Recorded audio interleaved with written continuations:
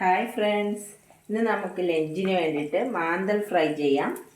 അതിന് മാന്തലിൽ മഞ്ഞൾപ്പൊടി, മുളക് പൊടി ഇത് നമ്മളൊന്ന് ജസ്റ്റ് മിക്സ് ചെയ്തിട്ട്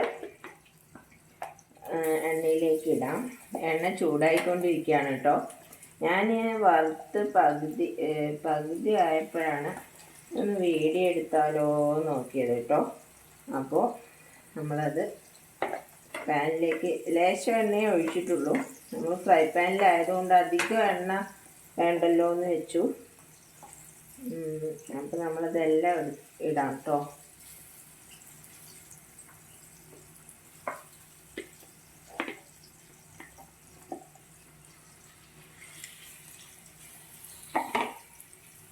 മാന്തൽ ഫ്രൈ പിന്നെ രസം അതൊക്കെ ഉണ്ടെങ്കിൽ ഊണ് സിമ്പിളാണെങ്കിലും ഒരു ടേസ്റ്റി ഊണായിരിക്കും. അപ്പോൾ നമ്മൾ ആദ്യം എല്ലാം മീനും ഇട്ട് കഴിഞ്ഞു. ഇനി നമുക്ക് ഇതിൻ്റെ മുകളിലേക്ക് പച്ചമുളക്, ഇഞ്ചി, വെളുത്തുള്ളി ഇതെല്ലാം ഇടാം കേട്ടോ. ഇതെല്ലാം ഒന്ന് ഫ്രൈ ആയാൽ ഇപ്പം തന്നെ നല്ല സ്മെല്ല് വരുന്നുണ്ട് കേട്ടോ. 8 മിനിറ്റ് ആകുമ്പോഴേക്കും തന്നെ നല്ല സ്മെല്ല് വരുന്നുണ്ട്. ഇതെല്ലാം ഇട്ടതിന് ശേഷം ലോ ഫ്ലെയിമിൽ വെക്കാം കേട്ടോ.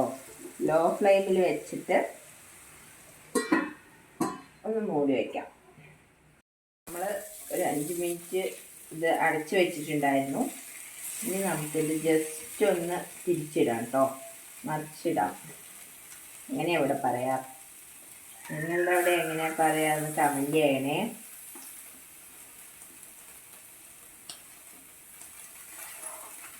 നമ്മൾ ജസ്റ്റ് ഒന്ന്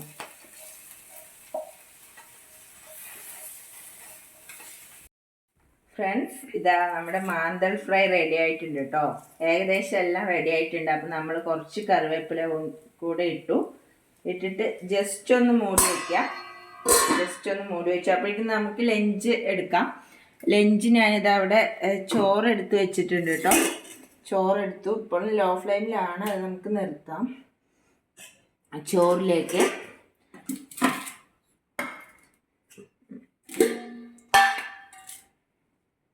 ചെറുപയർ ഉപ്പേരി,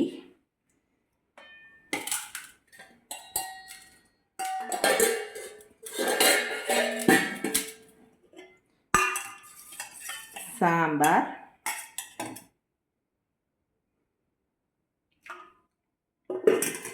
എന്നിട്ട് നമ്മളുടെ മാന്തൽ ഫ്രൈ നമുക്ക് എടുത്തിട്ട് ചോറിലേക്ക് വയ്ക്കാം.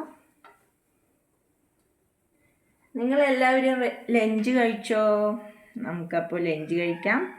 ഇതാ മാന്തൽ ഫ്രൈ എടുത്തു, പയറെടുത്തു, സാമ്പാർ കൂട്ടി. ഇതാ നിങ്ങളെല്ലാവരും ലഞ്ച് കഴിച്ചോ?